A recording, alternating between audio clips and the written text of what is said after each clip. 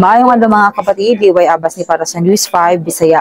Namayapa na si former Senate President ug Chief Presidential Legal Counsel Juan Ponce Enrile sa edad nga 101. Pagkumpirma kini sa iyang anak nga si Katrina Ponce Enrile karong Huwebes, Nobyembre 13. Mato ni Katrina sa iyang Facebook post, gusto sa iyang amahan nga magpahulay sa ilang balay uban sa pamilya sa iyang katapusang mga higayon.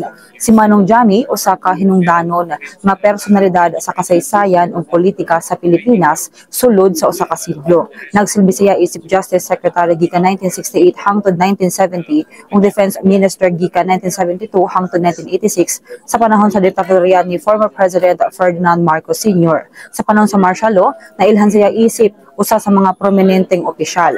Sa ulahim, hilihok siya batok sa diktadorya ug nahimong usa sa mga nanguna sa 1986 and sa People Power Revolution nga nagdala kang former President Corazon Aquino sa iyang posisyon. Nakahuman siya og tulo ka termino, isip senador ug nagsilbi isip Senate President gikan 2008 hangtod 2013.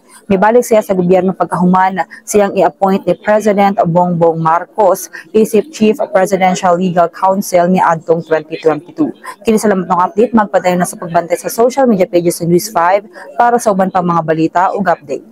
Amping tangtanan.